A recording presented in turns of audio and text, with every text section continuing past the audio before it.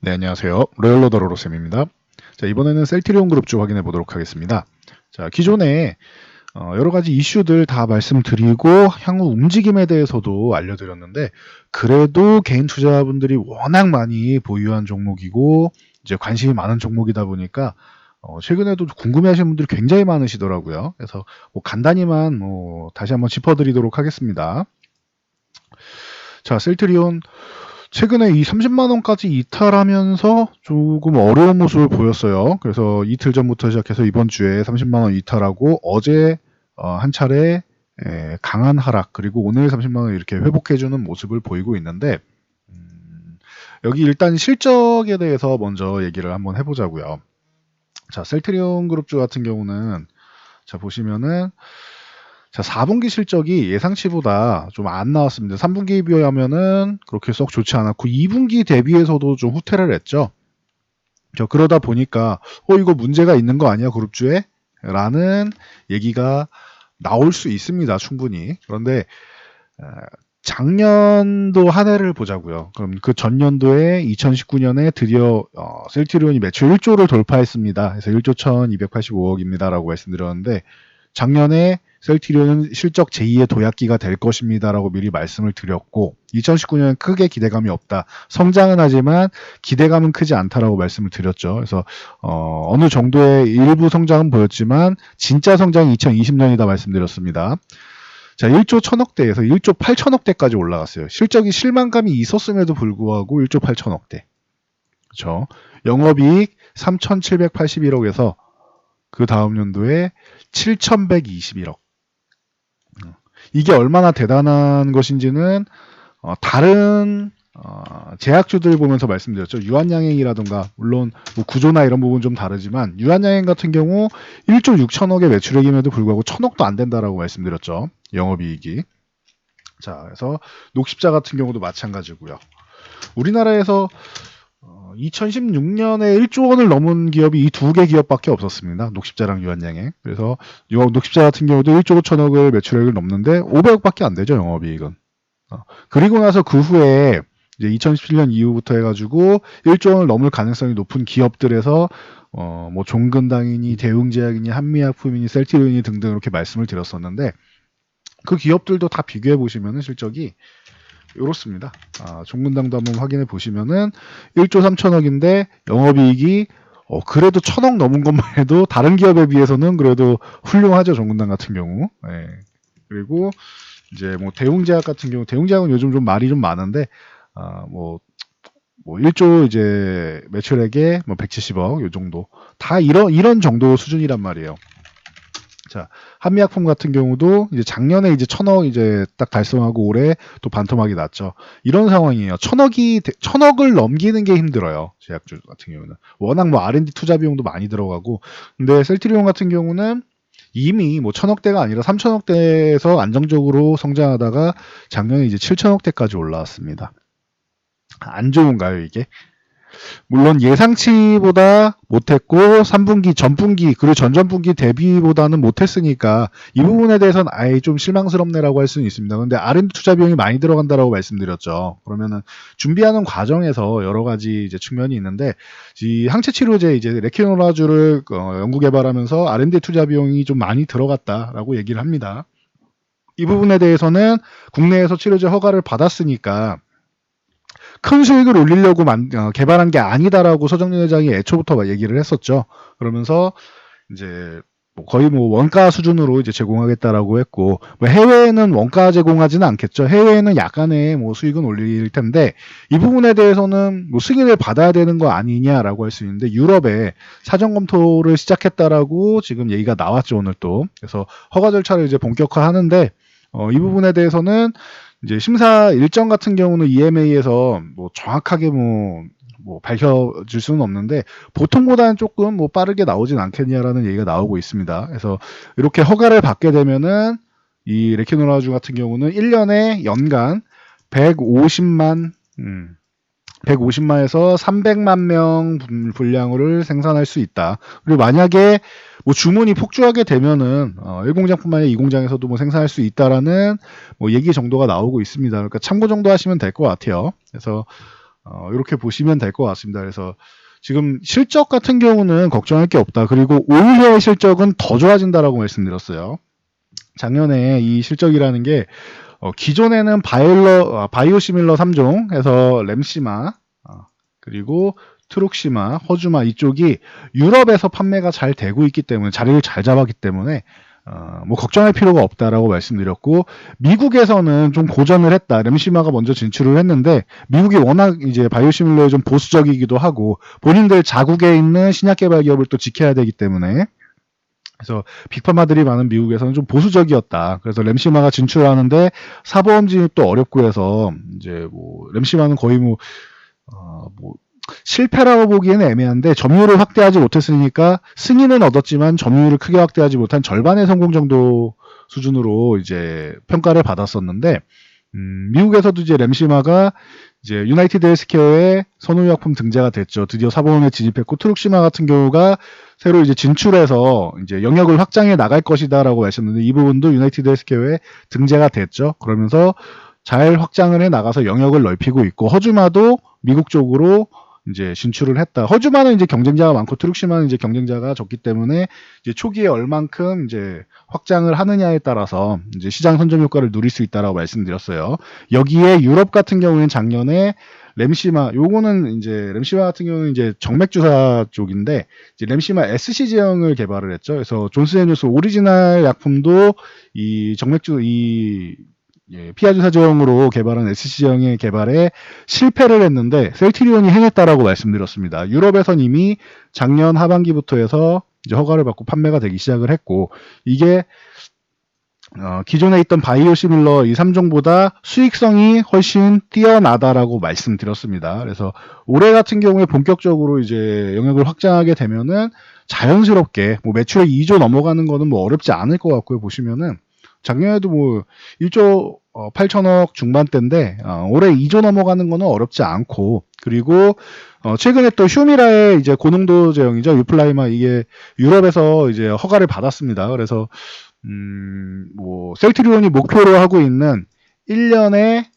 최소 1년에 한 개의 바이오시밀러를 허가를 받겠다라고 하는데 이게 잘 이루어지고 있어요. 현재까지는 굉장히 순조롭게 이루어지고 있습니다. 램시마 SC 같은 경우도 인정을 받고 있고, 그래서 지금 뭐 이 유플라이마 이후에도 뭐 아바스틴의 이제 바이오시밀러 같은 경우도 이제 EMA 이제 상반기 정도 허가 신청 가능성이 있다라고 기존부터 뭐 알려져 있고, 스텔라라의 이제 바이오시밀러죠. 이쪽 같은 경우는 내년 하반기, 그리고 이제 졸레어 같은 경우도 이제 2023년, 그리고 예정은 이제 상반기에 이제 임상 종료되니까 뭐 그 1년씩 밀린다고 생각하시면 되겠죠. 뭐 반년에서 1년 정도 밀린다고 생각하시면 되겠죠. 그리고 프롤리아 같은 경우가 이제 2021년 상반기에 이제 또 임상 3상 예정돼 있다라고 하니 요거는 좀 기다려야겠죠. 그래서 계속 이제 순차적으로 다양한 파이프라인이 진행되고 있다라는 거 여러분들이 참고하시면 될 것 같아요. 그래서 1년에 한 개, 이게 정말로 이루어진다라고 하면은 서정준 회장이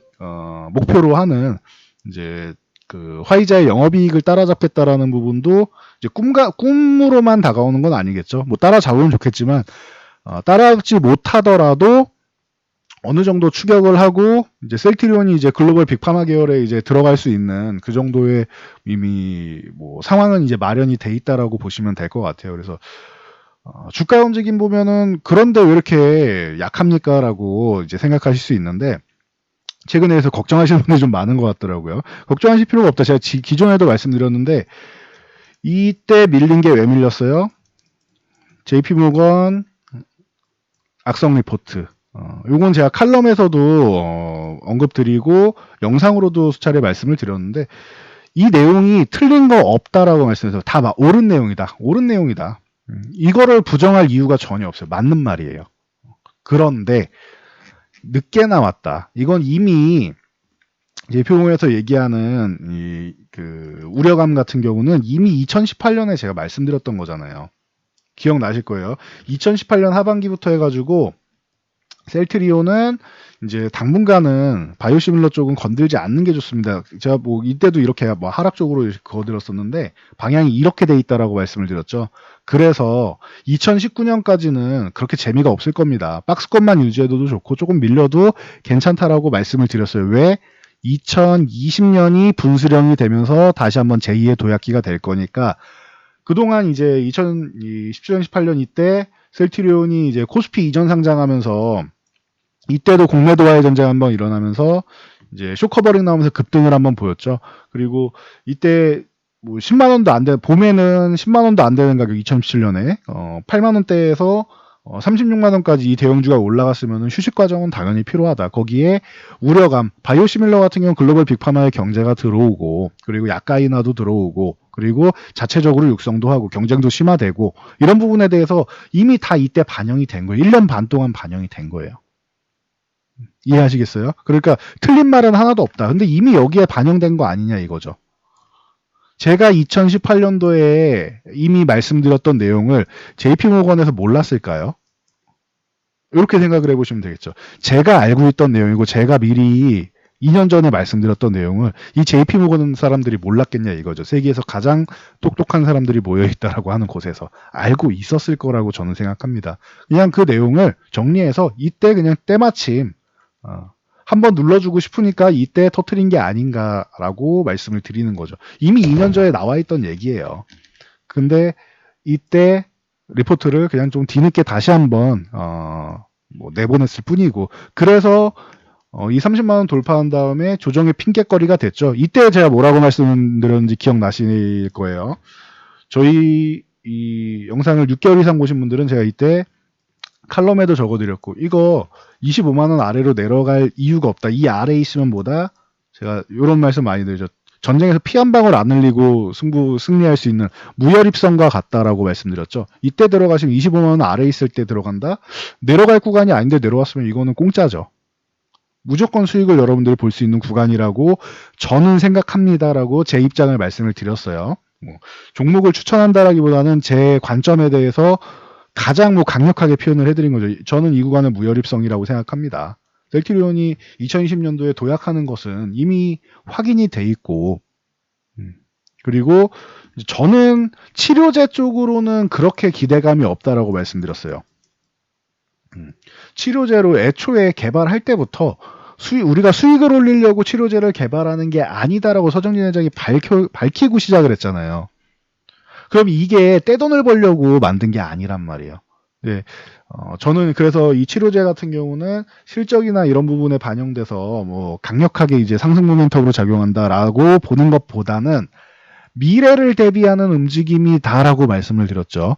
전염병이 이번에만 나온 게 아니잖아요. 과거에 뭐 에볼라도 있고 지카도 있고 뭐 사스도 있고 계속 있었단 말이에요. 계속 이제 뭐 변이가 돼서 이제 올라오는 거죠. 그러면은 추후에 또 이번에 코로나가 해결이 돼도 뭐 해결이 된다라는 게 지금처럼 대유행이나 이렇게 우리가 뭐 그 긴장과 초조와 공포 속에서 살고 있는 이런 상황이 어느 정도 해결이 된다라는 겁니다. 포스트 코로나 시대가 오면서 추후에 몇 년 뒤에 또 다른 전염병이 돌 때 셀트리온의 치료제가 그때 대체 치료제로 활용이 될 수 있다. 그리고 그 현재 이번에 개발한 기술력을 가지고 그때도 또다시 치료제를 만들 수 있다.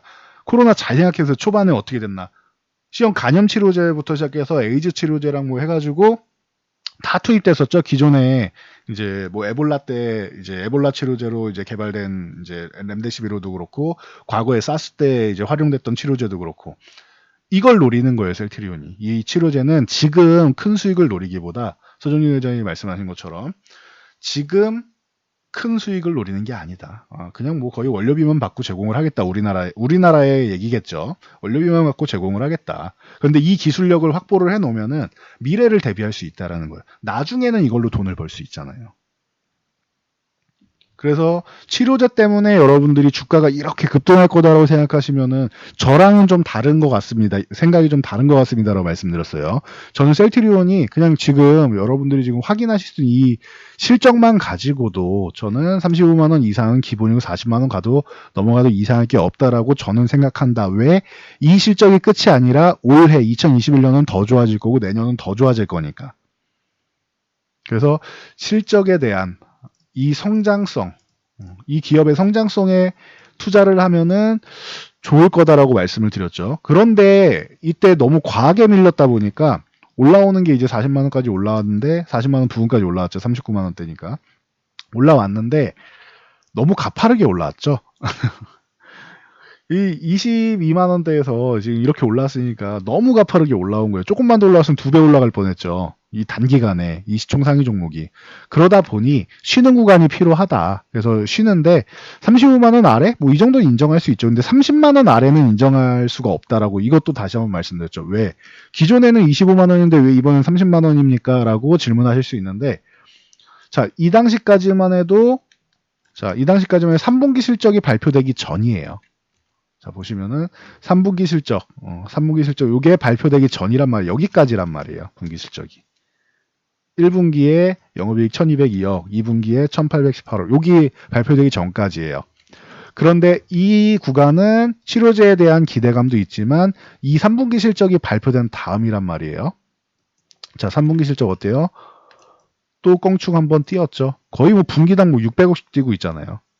한번 껑충 띄었죠. 그러면은 당연히 25만 원이 아니고 여기서 한 단계 더 윗단계인 30만 원 아래는 이제 무혈입성이 되는 거다라고 기존에 이미 말씀드렸죠. 그래서 이 구간 당연히 매수 구간이고 여기서 이렇게 흘러내릴 때도 음봉이 좀 많다. 만약에 수급적인 측면에서 기업이 문제가 아니다라고 했어요. 수급적인 측면에서 만약에 이렇게 밀려 내려온다라고 하면은 이게 30만 원 이탈할 종목이 아닌데 만약에 이탈한다라고 하면은 이건 수급 때문에 밀린 것이니까 이때 25만 원 아래에 공짜로 여러분들이 들어가서 무혈입성으로 큰 수익 챙긴 것처럼 저는 30만 원 아래는 무혈입성이라고 생각합니다. 기존에 보유하신 분들은 일부는 이 구간에서는 더 사도 되는 구간이라고 저는 생각한다라고 제 관점을 이미 말씀을 드렸습니다. 기억나실 거예요. 그래서 셀트리온 오늘 30만 원 올라오는데 전혀 이상할 게 없어요. 그리고 35만 원 위쪽으로 다시 넘어갈 거라고 저는 보고 있고 기간의 차일 뿐이지 40만 원도 넘어갈 수 있다라고 저는 보고 있습니다. 꾸준히 성장하는 기업에 투자한다. 제가 이번 주 초에 올라왔죠. 지난주에 기고를 했는데 쿠팡 같은 경우도 이제 미국에 이제 상장되면서 뭐 관련주들 막 보는데 여러분들이 뭐 이 테마성 종목 말고 다른 종목 중에서 삼성출판사 같은 경우는 이 종목이 미국에 상장이 되지 않더라도 아기상어 핑크퐁 쪽에 이 스마트 스터디가 계속 성장을 하기 때문에 미국에 상장을 하지 않더라도 투자할 만한 기업이다. 그런 기업이 이슈가 있을 때 투자를 하면은 조금 더 플러스 알파가 되는 거다. 이슈는. 이번에 치료제 같은 경우도 마찬가지고요. 셀트리온은 또 남았죠. 뭐 휴미라나 이런 기본적으로 바이오시밀러랑 이렇게 뭐 케미컬이랑 들어가는 건 당연한 거고 이건 본업이니까요. 플러스 알파 이슈 뭐가 있어요? 치료제. 저는 치료제는 사실 제 기준에선 그렇게 큰 기대감을 갖고 있지 않다라고 했는데, 만약에 유럽이랑 미국에서 판매 허가가 나온다라고 하면 이거는 플러스 알파가 될 수는 있습니다. 제 기준에서는요. 여러분들은 이 치료제를 기대하고 들어갈 수도 있는데, 저는 차라리 다음 달에 이제 주주총회 열리고 하면은 차라리 3사 합병 이슈 쪽이 더 이슈가 될 수 있지 않을까라고 생각을 해요. 기존에도 이 말씀을 드렸죠. 저는 치료제에 대한 기대감보다는 만약에 여기서 플러스 알파 요인이 나온다라고 하면 감사한 일인 거고, 그냥 이 기업의 성장성과 그리고 3사 합병 이슈가 나온다라고 하면은 셀트리온 뭐 긍정일 수 있지만 코스닥 쪽에 있는 정말로 합병이 된다라고 하면은 가시화가 되고 수면 위로 떠오른다라고 하면은 셀트리온 헬스케어 그리고 셀트리온 제약 쪽이 좀 더 좋을 수 있다라고 누누이 말씀드렸습니다. 코스닥이라서 디스카운트되어 있는 요인을 3사가 합병되면서 셀트리온 쪽으로 넘어가면서 이제 이 부분이 좀 해소가 되면서 오히려 좋은 모습을 보일 수 있다라고 말씀드렸어요. 이건 그냥 제 관점이라고 말씀드렸고요. 그래서 헬스케어 같은 경우는 이제 13만 원 아래쪽에 있으면은 이제 셀트리온이 이제 30만 원 이탈한 거랑 같죠. 이 아래서는 저는 무혈입성이라고 생각한다. 라고 말씀을 드렸고, 그리고 그럼 1차는 15만원, 2차는 17만원 이렇게 보시면 되겠죠. 17만원도 넘어가면 뭐 감사한 구간, 그 다음은 이제 19만원 위치가 되겠죠. 셀트리온 제약 같은 경우도 마찬가지고요.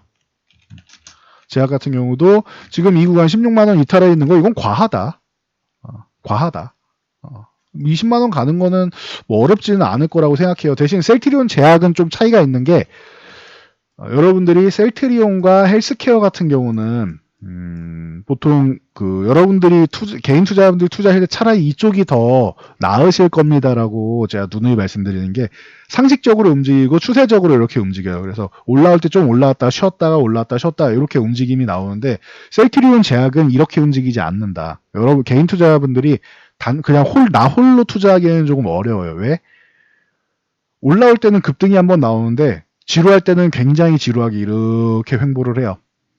이 구간 여러분들이 못 버티세요. 차라리 조금씩이라도 이렇게 추세적으로 올라오면은 꾸준히 조금씩 붙어가는구나 수익이 생각하실 텐데 내 것만 안 올라가는 것 같거든요. 이거 한 번에 급등한 거 생각 안 하시고 그리고 나서 또 급등이 한번 나옵니다. 그럼 좋죠. 근데 그 다음엔 또 이렇게 쉬어요. 그럼 이 구간 못 버티세요. 그래서 개인 투자자분들이 투자하실 때 셀트리온 제약은 좀 골치 아플 수 있고 저 같은 사람들은 좋아하는데 여러분들은 좀 골치 아플 수 있다. 그래서 셀트리온 제약보다는 여러분들이 투자하는 건 셀트리온 헬스케어가 낫다라고 누누이 말씀드렸죠.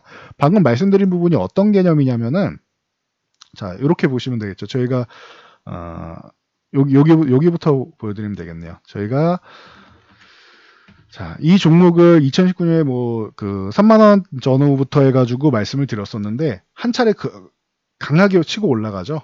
그리고 나서 어때요? 쉬어요. 수개월 동안 쉬어요. 그리고 나서 또 한 차례 강하게 올라가죠. 그 다음에 어떻게 돼요? 거의 뭐 반년을 쉽니다. 그렇죠? 거의 반년을 쉬죠. 이거 여러분들 어떻게 버티실 거예요? 이때 다른 종목들 올라가잖아요. 근데 실상 놓고 보면은 3만 원에서 이 반년 쉬는 동안 어디까지 올라왔어요? 12만 원, 13만 원까지 올라온 거잖아요. 그러면은 이미 4배가 올라온 거예요, 이 종목은. 단기간에 이렇게 한 차례, 두 차례 올라와서 4배가 올라온 다음에 6개월을 쉬었어요. 여러분들 이거 못 버틴다니까요. 그리고 나서 또 어떻게 됐어요? 12만 원 구간에서도 또 2배가 또 올랐죠. 12만 원, 13만 원 이 구간에서 2배가 또 올랐죠. 기다린 만큼 결과로 보답은 해줘요, 셀트리온 제약은. 그런데 못 버텨요. 그리고 조정을 받을 때도 이렇게 또 강하게 또 내려온단 말이에요. 그러니까 여러분들이 매매하기에는 개인 투자자분들이 개인적으로 매매하기에는 사실 어울리지는 않을 수 있어요. 상승률은 제일 좋고 수익률은 좋을 수 있는데 이 구간을 못 버티세요. 투자의 개념으로 들어가야 되는 종목인데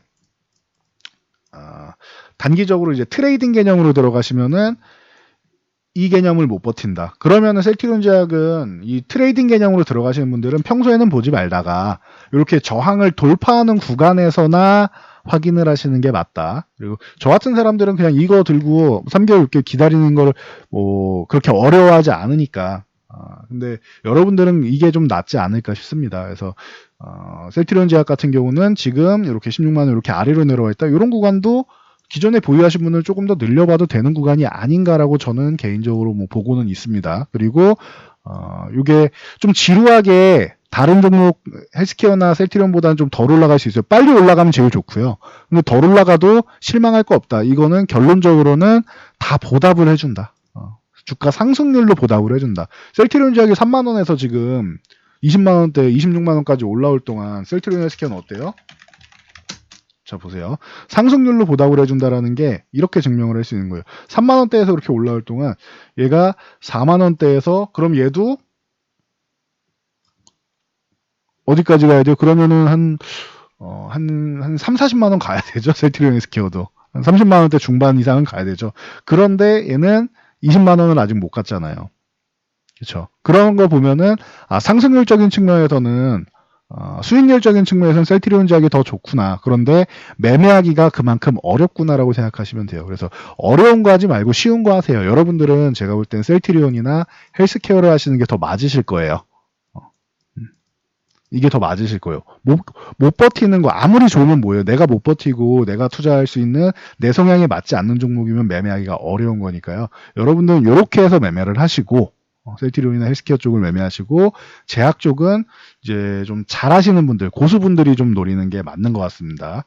이제 뭐 그래서 저희는 공략을 하면은 이제 뭐 제약 쪽을 저는 선호를 하지만 여러분들한테는 맞지 않을 수 있으니까 이 부분을 다시 한번 강조해 드리고요. 셀트리온 같은 경우는 치료제 이슈로 해서 모멘텀을 크게 찾으려고 하기보다는 기업 자체의 성장성을 보는 게 중요하다.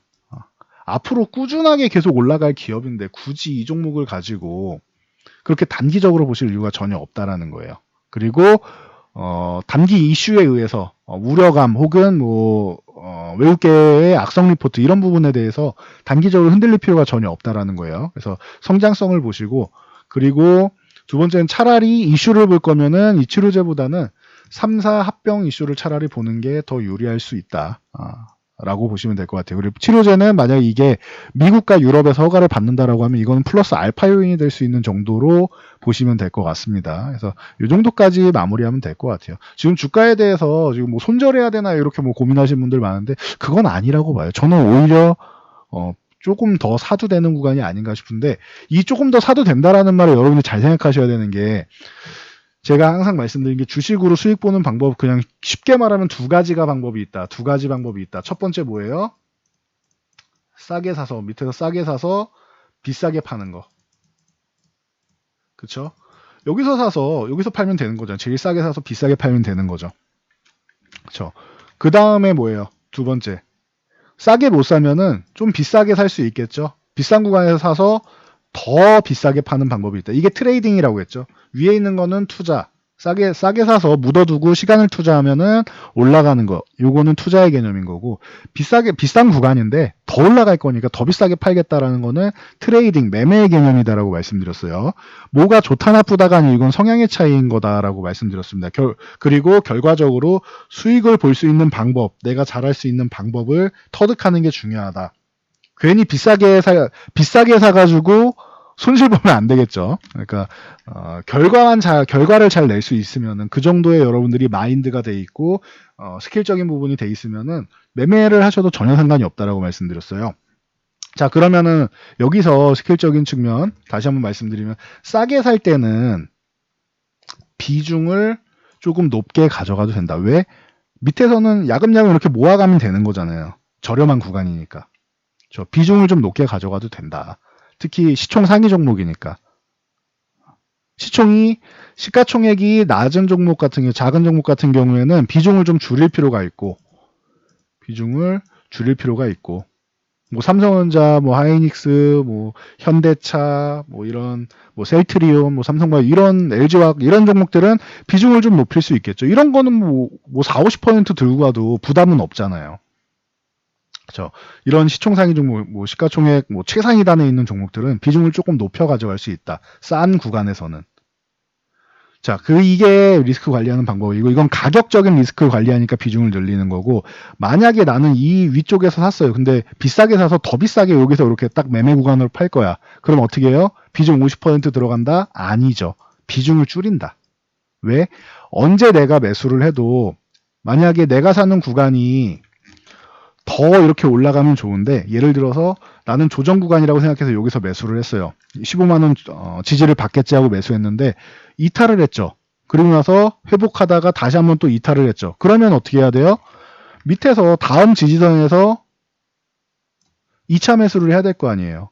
그러니까 위에서 살 때는 비중을 줄이는 거예요. 한 10에서 20% 사이. 그리고 나서 이렇게 좀 내려왔을 때 한 10% 정도 추가해서 최대 비중을 뭐 30%로 제한한다던가 이렇게 시총 상위 종목이라도 50%가 아니라 최대 비중을 더 줄이는 거예요. 그리고 위쪽에서 비싼 가격에서 모아가는 게 아니고 비싼 가격에서 한 10에서 15%뭐 많이 가져가도 20%만 가져가고 밑에 내려왔을 때 2차 매수할 현금을 남겨둬야 되는 거예요. 이게 여러분들이 매매할 수 있는 트레이딩 할 수 있는 최소한의 기술이라고 생각을 합니다. 그래서 현금을 조금 비싸게 트레이딩 하시는 분들은 항상 손에 현금을 좀 쥐고 가셔야 된다. 이게 좀 더 유리한 방법이다. 투자하시는 분들이야 다 싸게 들어가 있으니까 현금이 좀 없어도 뭐 밀려봐야지가 얼마나 밀리겠어. 밀려도 금방 본전은 오고 올라가겠지. 이 정도 금액이면 괜찮아요. 그 정도 단가에서 매수하시는 건 괜찮아요. 현금이 없어도. 그런데 위쪽에서 트레이딩 하시는 분들은 항상 1차 매수, 2차 매수를 고려하시고 손절 라인을 정확하게 설정을 해놓고 들어가세요. 그렇게 해야지만 여러분들이 주식시장에서 안전하게 투자를 할 수 있습니다. 제가 항상 말씀드리죠. 주식시장에서 성공하는 비결. 결과적으로 내가 이 투자의 한 사이클이 지났을 때 손실을 보지 않으면 돼요. 조정 구간이 지났는데 손실을 크게 보지 않았다? 그럼 조정 구간이 끝나면 뭐예요? 올라가죠. 남들 손실 볼 때 크게 손실 안 봤어. 그러면 어떻게 돼요? 올라가는 구간에서 수익을 극대화할 수 있는 거예요. 종목별로는 한두 종목 손실 날 수 있죠. 당연히 조정 구간이면은. 그런데 전체적인 종목을 다 합산했더니 크게 손실이 아니야. 기존에 수익 났던 부분 일부만 좀 내주고 크게 손실이 아니야. 아직도 수익 구간이야. 그럼 된 거예요, 여러분. 그럼 그 다음에 다시 재차 상승할 때 어떻게 돼요? 추가적으로 플러스 알파의 수익을 다 가져갈 수 있는 겁니다. 그러니까 주식 투자는 손실 보지 않고 이렇게 안전하게 투자하는 게 제일 중요하다는 거 다시 한번 말씀드리고 저는 물러가도록 하겠습니다. 자, 영상이 도움되셨다면은 좋아요와 댓글 그리고 알람 설정 해주시고요. 그리고 영상 잘 참고해서 방금 말씀드린 것처럼 안전 투자하시기 바랍니다. 기업 좋은 기업이니까 물량을 놓치거나 하기보다는 여러분들 잘 가져가시고 비중만 잘 설정을 해서 무리한 투자만 안 하시면 될 것 같아요. 그렇게 해서 셀트리온을 좀 크게 걱정하지 말고 편안하게 매매할 수 있다라는 거 참고하시고 고점 매매만 하지 않으시면 될 것 같습니다. 저는 여기까지 말씀드리고 물러가도록 하겠습니다.